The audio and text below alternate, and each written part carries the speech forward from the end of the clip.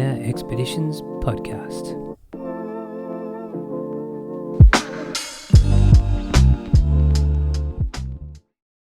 Hey everyone, and welcome to the Inner Expeditions podcast. My name's Aaron Harvey, and I just want to welcome you all for joining in. Thanks very much. I really appreciate hitting that button and giving us a go.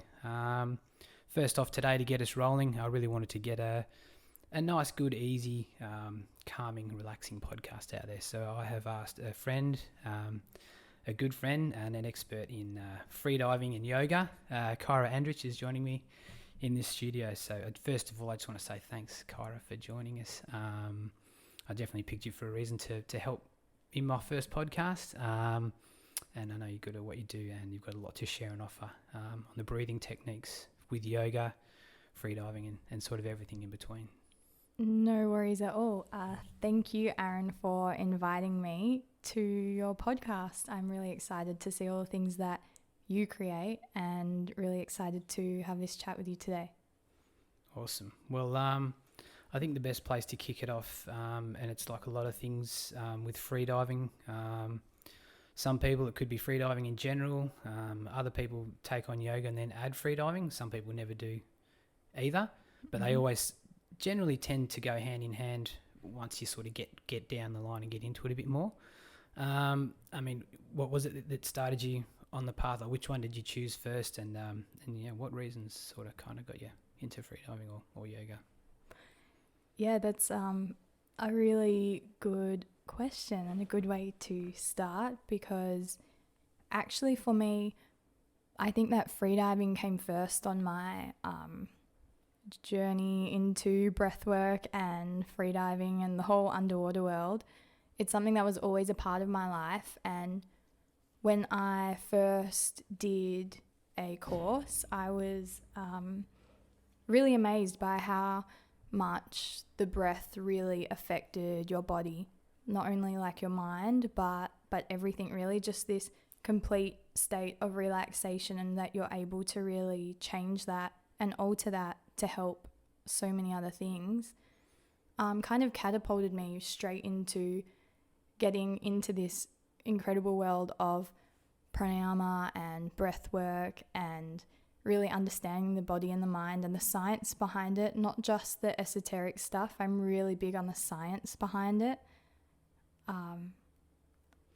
Awesome. Because it seems to be once people, I mean, a lot of people just, freedive maybe for spearfishing, and other people freedive for just to test their boundaries. But it seems to always, when the people get into like the real freediving aside of everything else, is just freediving for the form that it is, it can become quite spiritual, I guess. And that's why it probably maybe goes hand in hand so well with yoga, body control, and your senses, and definitely pushing your limits. I guess that could be a thing as you start to go further into, pushing your boundaries and your depths. 100%. I'm always really cautious though when we use this word like pushing your limits or like pushing to depths, because rather than this word pushing, it's really more about like discovering your limitations. So, and playing more so with that boundary in a healthy and like safe manner. But definitely, like what I see with freediving and what I tell everyone, and I normally start even a freediving course by talking about this a lot, is that I really believe that freediving is a form of meditation itself. It is something that people can want to learn to freedive, or they're already naturally self-taught or spearfishing or doing all of these things, and without even realizing it, this is meditation in itself. And I see it when people come to do a course and maybe they have no yoga practice, no breathwork experience, nothing like that. And all of a sudden, the breathe up, like a proper freediving breathe up, has a lot to do with it. But then having this retention on your breath, like this breath hold, and being exposed to an environment where you feel super connected and really kind of feel that all at one with everything, just gives someone this ease of mind, this moment when, you don't have to worry about what to cook for dinner or when to pick the kids up or what to do this. It's just this moment for you. It's so raw and beautiful, you know, and then that is meditation. That's really right. is being that. in the moment and focusing on one thing and nothing else, I guess, in any form. And it seems to be a lot these days with it's just so easy to take things back to a breath. So if everything's going on around you, you've always got your breath. At least that's that one thing that's always there that you know you can just stop and think about your breathing to center yourself again, and which is really cool. Yeah, exactly like you said, it's the one thing that's always there, and it's there from the start to the beginning. It's the very first thing that we do in our life, and it's the very last thing that we do in our life. It's something that so many people don't really put much thought or effort into, but when we do, there's just incredible benefits that we are receiving from that. Yeah, and it can seem that it's been with us the whole time, and yet some people can just be totally oblivious as to how helpful this technique and these techniques can be to control your breathing and sort of master yourself by correct breathing techniques, just for calmness, like you say, to meditate, well-being. There's all of these benefits to still your mind that they're just so beneficial from this one thing that we've always had, but just probably never really thought or realised its potential, I guess. Yeah, 100%. It's like, just right now, if you visualize someone who is a little bit stressed, a little bit anxious, or, you know, has like this fast-paced, busy life, like wake up, breakfast, go to work, do this, do that, do this. It's so much. If you put this person in your mind right now and kind of visualize what their breath is doing, you're probably going to see like their chest just moving up and down, like really shallow, really fast. Not super ideal, you know, we just like give in to let other things get in the way without really going back to that one thing that really is always with us. Yeah, and the short, shallow breaths, you're not really getting a lot out of it, and it can kind of almost induce more stress and more panic because you're not getting what you need out of it. And if it goes on, you're going to have lacking levels of oxygen and CO2, right? So it's definitely beneficial to slow, nice, deep breaths in and out. So, like, as far as exercises, are there exercises that are more ideal to get more benefits out of, like, a breath or to breathe? Like, how would you start to control like a nice, steady, good breathing technique? Yeah, there are so many options that we have here, from super slow to super fast, all with their own different individual benefits. Yeah. I mean, when you think of it going back to basics, you think of, like, if you visualize now like a baby or a small child, or how we were, or your kids, and if they're just relaxing, you really see their belly like rising and falling. Even in my cats, their belly is rising and falling. They're not stressed. They don't have these shallow breaths that we do. So belly breathing is definitely a really, really good simple start that most people, if we just put that awareness to that, we're already getting so many benefits from, and then adding more practices to that. So when we look at pranayama, and pranayama is literally breathing yoga. It's the form of yoga where we have all of these breathing exercises. It's super, super ancient. It comes from such a lineage of like these exact practices that we've kind of kept for such a long time. And pranayama itself, like, a lot of people don't really understand, or they think that it is just this like woo-woo kind of, again, this esoteric thing, but there is this science behind it. And I really love to kind of go between both of those things. So pranayama, when we look at that and break up the word, like prana means our like vital energy, our life force. We know that this, like, our breath is our life force. Our breath is how we're taking the oxygen. It's what is like keeping us alive, keeping us healthy, giving us this energy. And the other part to the word is actually broken up into ayama, which means to gain control over this. So pranayama, we're gaining control over like our life force, over our breath.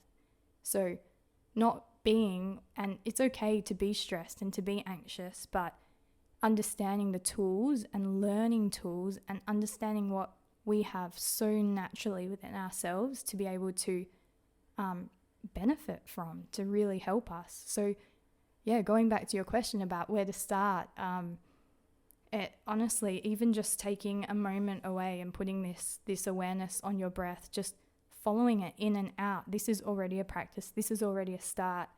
And then from there, there's so many options. Yeah, well, we can definitely explore that probably later on as we progress. But yeah, like you said, so when it comes to overcoming things, so almost breathing exercises and getting control of your breath and focusing on that could be like ways of overcoming like anxiety or anxious moments when you're feeling like things are getting too much. It's just as simple as that, is just to stop and take a deep breath. I mean, they do it all the time on the shows. I mean, I see my kids on Sesame Street when they're watching that some days, you know, when they're getting worked up and they're telling, you know, just stop and take a deep breath. And that's just the start of turning over a moment, and getting it back is literally just through stopping in and having a few deep breaths. It can be that simple. It can really be that simple. And then going more into it, it's actually like in our exhales. So every inhale that we take is like using energy. And every single exhale that we have, our diaphragm is like just relaxing back into position. So not only are we not using any muscles when we exhale, if we're able to put our awareness on extending that and having these nice, long, slow exhales, it is literally triggering a nerve in our brain that sends, this nerve is running all the way down to our gut, which is everything, right? We trigger this nerve and we're activating something in us, something that's actually like more than just our nervous system. It's our parasympathetic nervous system, which is our it's our rest and digest of our body, you know, as opposed to that fight or flight mode. Yeah. And so that's where really knowing these little things and having these tools can really play such an important part of our life that I honestly don't know why every person isn't learning these tools. Yeah, absolutely. And I've even found in my experiences with running, and, you know, I see my chiropractor who's fantastic with posture and a holistic approach to health and how breathing can aid your posture and vice versa. Like having a really great posture it benefits your breathing, you know, standing upright and having that position rather than being slouched over, which can then also trigger, you know, negative side effects, I guess, in your nervous system, because it's telling your body that you're hunched and you're stressed. It's amazing how it can all be linked in one to help you, feel better at the moment and have longer going on, you know, long-term health benefits as well. It's pretty cool. Yeah, completely. And those health benefits are like, I just wish that everyone knew more about them, you know, like if that's something that for someone to take from listening to this or diving into these practices, whether it is freediving, and now we've kind of jumped straight into focus just on this breath work.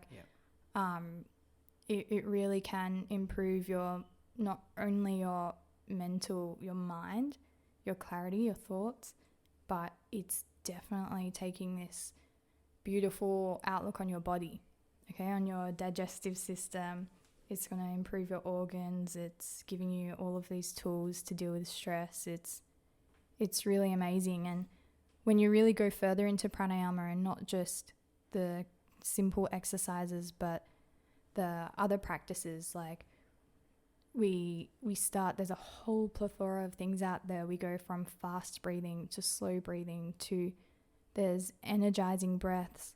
There's things that if someone came to me and they said, I'm going to give up coffee, I'd be like, cool, do these few things in the morning. You are going to wake up, you're going to feel energized. You do not need that stimulant. You don't need that caffeine. Saying that though, no problem if you do. I'm always drinking caffeine. It's I'm like the same. I'm not a problem there, but a good coffee in the morning. It's spending that time, and I know it's becoming more popular, and more people are aware of it through guys like Wim Hof, who, you know, everything else aside, you know, you don't have to do yoga or free diving or any of these exercises. People can literally just practice breathing exercises. Without any of that, I mean, it goes hand in hand with those things, I guess, because you are calming your body to be in a flow state, to use less oxygen, I guess, through your body while you're underwater. And at the same time, through yoga, I guess you need that good air and effective airflow to hold tricky yoga poses and those sorts of things as well. I guess you're giving your body more of a chance to go through those. Would that be something that's pretty fair to say?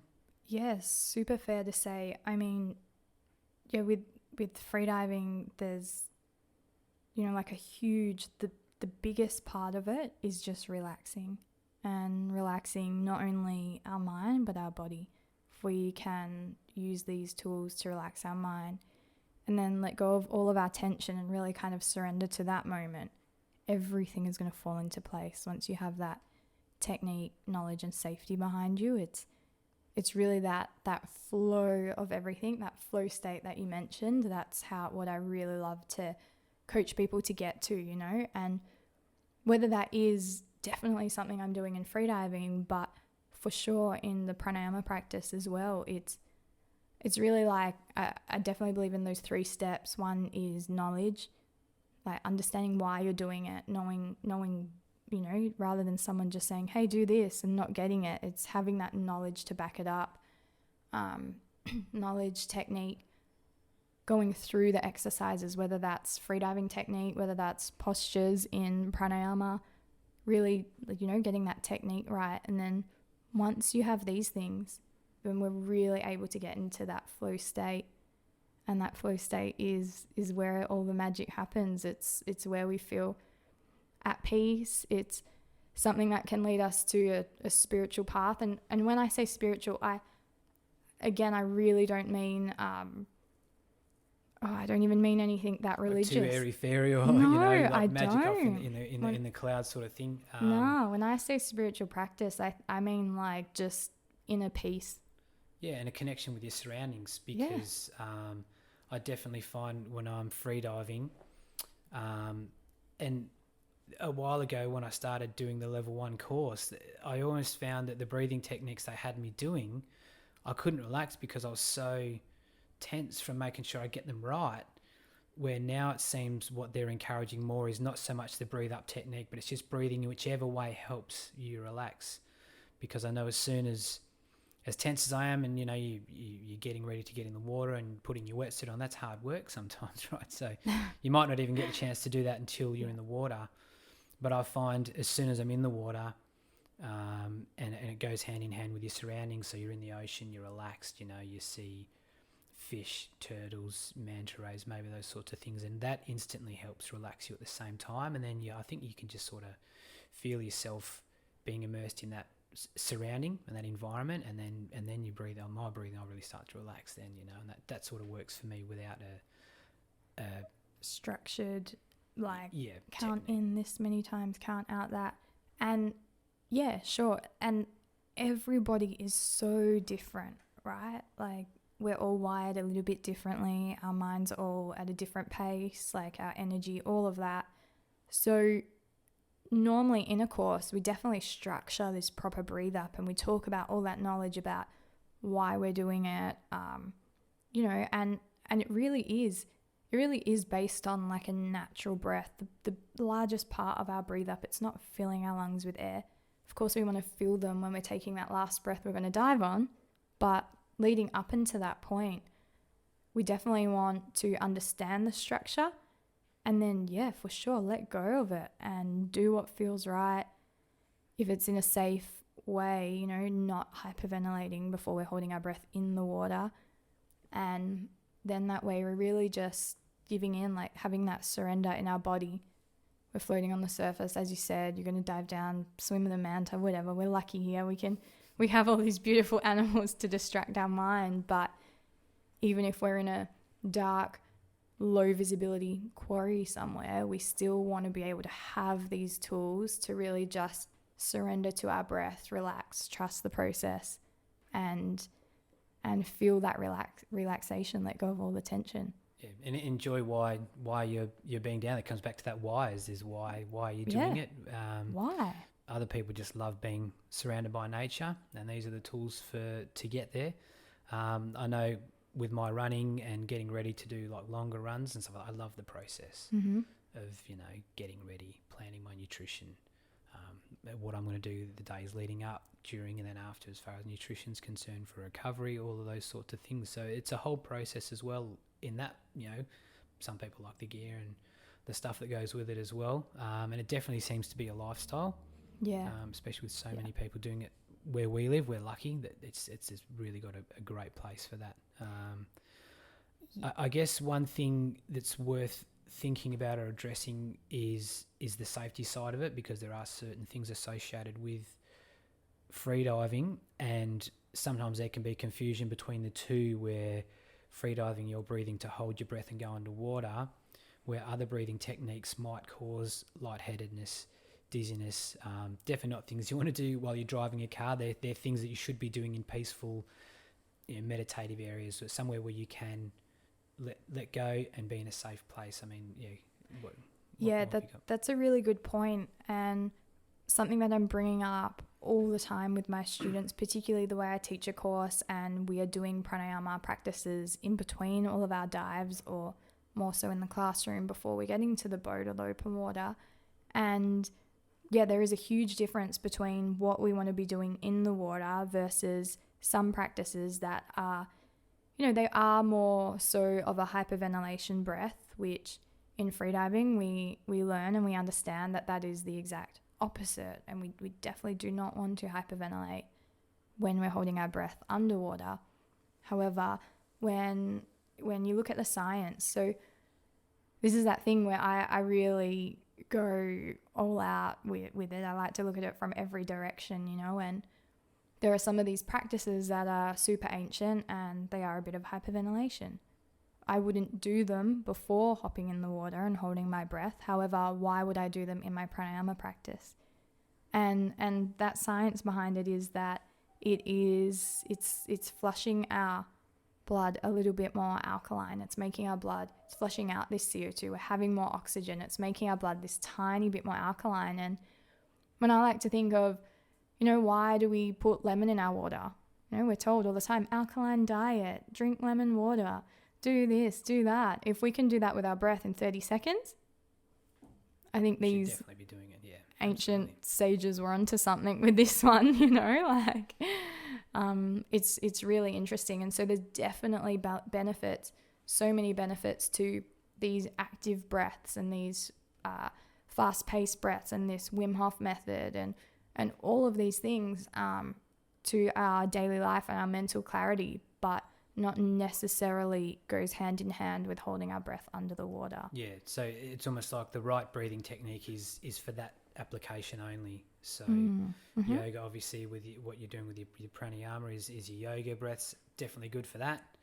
And then obviously different breathing techniques for free holding and stuff. And I guess understanding that, because through understanding you definitely learn to be more calm. And I know when I've done free diving and you're holding your breath underwater and your diaphragm starts to quiver and you feel like you need to take a breath, but that's not necessarily the case. It's just understanding it's connecting and understanding your body to calm that and to sort of see yourself through that as well, I guess. So. Yeah, and so you've just mentioned that key word of understanding. So going back to that kind of 3-step method, to that flow state, that knowledge, that understanding is such a huge one, really. Having that to back up all your reasons why you do what you do in the water, why you do what you do in pranayama, it kind of all starts to make sense. And definitely don't get them mixed up. And if you think about doing breathing exercises, listen to the podcast during your drive, but probably don't start doing your breathing exercises or downloading the apps and doing that while you're doing a long drive or working a shift or something like that. Probably not the best idea. Absolutely. I think there's also the health benefit side of things, where in performance we've sort of looked at the calming side of things, and then the pranayama is obviously helping you, aid you to get more out of your body for yoga poses and things like that. And then the other side of things I've found with breathing is controlling your breathing through exercise, gym work, running, all of those sorts of things where controlled breath can be so much more beneficial than just panting all the time to keep you calm and to help with form and technique and stuff like that too. So yeah, practice a bit of that as well in your day-to-day stuff and your general health and fitness program. Yeah, definitely. More so lately, now that I have been getting into a little bit more strength work and like kind of body weight work, and I definitely noticed like a huge difference between the breaths. I suppose with years of freediving and my pranayama practice, like I would say I have quite a slow breath, but definitely even when I'm putting my body under tension or during these workouts, I can feel that I have that more of control of what's going on. It's still like a quite slow breath. I find it is quite opposite to yoga though. I do find like when we're moving in yoga, it's like, how do I explain it? I feel like when I'm working out, it's more faster. You kind of have that exhale as you're using the muscles. And whereas in yoga, every posture that we're doing, we're kind of moving with our breath. And bringing that up, that's another thing that I just wish people had that understanding and that knowledge of, because I can safely say that I was that person when I first ever attended like a yoga class. I think that it was even in a gym, nothing against that, but it was more so to stretch or exercise than to connect with your breath. And in yoga, what our postures are is movement with this breath. It's awareness of your breath. It goes back to all of this. And a lot of these yoga postures, are so many of the asanas, they're not as ancient as we think they are. The ancient yoga really is this breath work and meditation, and the postures that are that ancient were kind of created to help you sit better in meditation. It's like, hey, do this little stretch so that you can sit cross-legged for 3 hours on that hill, something like these lines. Yeah, and just completely zen out. Yeah, because I think the very little yoga that I have done, and I know I need to do more, I need to come down and see you when you're doing your sessions down at the yoga studio. Some of them you almost can't do. Like one might go hand in hand with breathing in, and the other might go hand in hand with breathing out, like cat cow or something like that. You have to breathe in to get a certain way, and then breathe out to let the other one go. Yeah, and a lot of that comes down to the anatomy of your lungs and where you're expanding or where you're compressing, like what's kind of a safer method there. One of the pranayama practice that I have been teaching this year and last year is really dedicated towards freediving. So I'm doing these pranayama practices in between these kind of lung stretches. So yeah, I'm using that word, stretches. Okay, these lung postures, and freedivers have kind of taken these from yoga, from pranayama. And essentially we are holding our breath on this retention and then we're moving. So it is very different to, like, say, a hatha class, or it can be quite different to a lot of the things that we're doing in yoga itself. But the benefits really are stretching these muscles throughout our thoracic cavity. We're essentially getting to parts of our lungs that would normally never be stretched, and then doing the opposite. So we have these exhale stretches that are taken exactly from pranayama, this ancient practice of essentially pushing all the air out of our lungs and doing something with our diaphragm. You would have seen pictures of it before of, yogis or freedivers or people, whoever it is, they're sitting by the ocean and they're cross-legged, their ribs are hanging out. I hate to say it, but I'm guilty of these photos. I definitely am. Yeah, I've seen your socials page. Yeah, they're there. And that's essentially preparing our body for what depth can feel like, really, with the pressure as we're diving down, and that's kind of pushing on our lungs. Our lungs are compressing. We definitely have heaps of air into our lungs. And to not make it sound so scary, I've always called it a hug from the ocean. absolutely love it. That's beautiful. I like that. This That's hug awesome. from the ocean. But essentially in this practice that I've been sharing, it's really dear to me, not just because of how my freediving journey, but I just feel like in my family, at least, like everyone that, I've loved that unfortunately has passed away, it's always been from the lungs, whether that's emphysema or, smoking, lung cancer. I just see so much pain and hurt behind people who can't eventually use their lungs. And if that's something that I'm able to help somebody with, even if it's just one person, it's so important to start breathing properly and understanding all of these things that can give us a healthier, longer life. I don't know, Aaron, if you've heard before about this little analogy about a dog's life. No, lay it on me. Let's hear it. Yeah, so you know how we say that dogs have like 7 years to 1 human year's life, and let's look at their breath. Think about it. How many breaths is that? That's so many breaths. Yeah, they're fitting so much life into that year. Yeah. If I lived my life panting like that, I'd probably age 7 years in 1 year. Yeah, that's right. Yeah, well, I know there's, I think I read a few books, and one of them was saying how with a dog, because they're effectively side on where we stand up and we're upright, dogs are effectively side on, and when they run, it's almost like their insides slosh backwards and forwards. They call it the locomotive action, which forces the air out of their lungs. So every stride, all they can do is one breath per stride. Where with us as humans, because we're upright and we don't have those forces pressing on our lungs as we run, we can do one breath over 4 or 5 strides. And a lot of people, especially up here with their dogs, they realise and see how their dogs really struggle running in the heat is because effectively they're heating the dogs can't cool down and they're overheating while they're running because the panting is their only way of cooling down. And if you're making them run and getting those short breaths when they really probably need to stop every now and then, they can definitely overheat. So it's definitely, I think, helped us evolve into and maintain being good runners as long as we've got the right posture and that. I just actually wanted to touch back when you were talking about the free diving and people breathing is your lung capacity and your lung expansion, is that something that can be improved on, or can you make your lungs bigger through breathing exercises over time, or is it just learning how to fill them properly, or is it a combination of the two? 100% a combination. So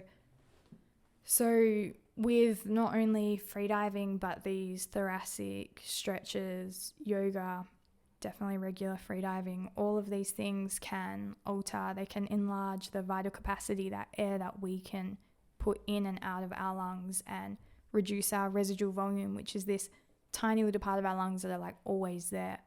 So everyone's really different, but we reach that smallest part of our lungs between like 20 and 25%. And if we can create this room and we're able to use more of our lungs, and not only that, but like stretch the muscles around our lungs, like enabling space for our lungs to essentially stretch and to put more air in there, of course it eventually is going to benefit our freediving, but I don't see how that is not a huge reason to benefit your life, Yeah, well, they're proving now with backing that you can control, what your body does and how you can improve your overall health by enabling your body to access not only more air, but there's correct levels of CO2 to oxygen that need to be in your body for good function. And like we've mentioned him before, and I know a lot of people have heard of the Wim Hof method now, and I do practice it from time to time. I've got a friend who's an ultra marathon runner, and when he ran his first 200-mile ultra, he definitely practiced those techniques on rest breaks, and he found it a really good way of clearing like excess lactic acid in his muscles, and all of those sorts of things, and possibly even just keeping yourself centered and a little bit focused, I guess, when your body's trying to tell you to shut down and stop running and to stop destroying yourself on this massive run. So it definitely seems like he's getting backing, scientific backing, which is just showing that how effective it is. And he doesn't consider himself to be anyone superhuman, and it's inside everyone to have access to this. I guess it's one of those things you just have to spend the time to do it, and to make time to have these advantages from something as simple as just breathing properly. Yeah. And that can be making as little time as 2 minutes a day to jumping straight into it and going really hardcore on your techniques or your practice and dedicating a lot more time to this. Like, any little thing is going to be a huge benefit to your life. Yeah, and I know when the whole COVID thing came about early this year, we were really worried about when it came to Australia and making its way up the coast and finding us up here in the northwest parts of Western Australia. And it was pretty stressful, it was really coming on. And so far we've been incredibly lucky to not have it come to our town, and it hasn't had a massive impact on Western Australia either. But when it was coming, and a lot of people were really stressing out over it, and I was quite stressed, as you would be as a parent as well. I've got 2 young kids, and that energy can transcend into your kids from how you're feeling. And I found a really great way of calming those levels and calming myself was to just do a little bit of meditation, just a little bit of guided meditation, nothing crazy, but just listening to a guided meditation on a playlist or on whatever app or browser that you use to listen to music or podcasts. And even with the kids, we started putting just, kids meditation on of an afternoon when they have a sleep or when they go to bed at night. And it really helped us and helped me, and us as a family get through that pretty stressful time. And it's something I'll always remember. And it's almost like it was really one positive we could have got out of that experience is that we really learnt to calm ourselves when quite a stressful world event was happening. And I even see it now. It's still beneficial for my kids. They're getting something out of it still, and they're knowing now when they're getting stressed, they just know just to stop and take a breath, and it's really great. That's really such a beautiful story, and so beautiful to see and experience and keep that practice from here on, in their lives. And yeah, it's incredible, really. It definitely is, yeah. But look, I think we've had a really good conversation. I think we could probably wrap it up pretty successfully about now. It's been so great talking. I always appreciate conversations when we meet, and we're always discussing breathing techniques and all other aspects of well-being and health, and I've always enjoyed that, and I'm so grateful that we could get together and record this and put something out there that I really hope that even just one person might get something out of, or it could trigger something for someone to say, hey, look, I'm looking for something new to help me sort of turn something around, or just to trigger something in me. So look, thanks for coming in and being my first guest. I really appreciate it, and I knew that I wanted you to be here on the first episode to get us up and going. So just, thank you very much. No worries. Thank you so much, actually. And from hearing all your little quips about running and this and that, I feel like you take me running and I'll give you some apnea exercises to help you with that lactic acid. Absolutely, yeah. I think that'd be good. I could definitely do. I'm always keen to learn more. With where I've been and where I'm going, I'm always keen to learn more stuff, and running's given me a great opportunity to do a lot of that. And I know I definitely use certain breathing techniques, a lot of nose breathing. I'm always talking about the nose breathing, and the benefits that it has had for me as well with my running.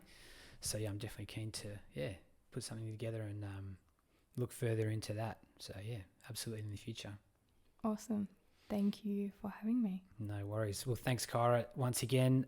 Look, if anyone out there wants to see any more of Kyra's work and her gang where she practices freediving, you can check out their social pages at the Salty Hearts Club, and then the yoga work through the great girls down at Inhala Yoga Studio. And that's pretty standard across any social media platform. You can find them exactly that way. Definitely. Cool. All right. Well, thanks again, everyone, for tuning in. I really appreciate anyone for tuning in. And you can check out my podcast, the Inner Expeditions podcast, on Instagram. Check it out, and hey, leave a note, leave a message on this podcast. I'll be posting some photos up real soon once we get up and running there. Please check us out. Check out some of the photos from the first podcast. I've got a few great snaps of Kyra coming up, and I'm looking forward to sharing some of my story of how I've come to be where I am, and a little bit about why it sort of drove me to create this podcast. So check it out, and please, if you see any photos or you see any posts of this podcast, please don't feel free to drop us a line and let me know your thoughts. What did you like about it? Did it meet your expectations that you saw from the photos and the artwork? And just leave any thoughts. I'd really love to hear about it. But thanks very much, everyone. And I will look forward to you the next time I decide and get time to put another episode out. So thanks very much, and I'll see you then.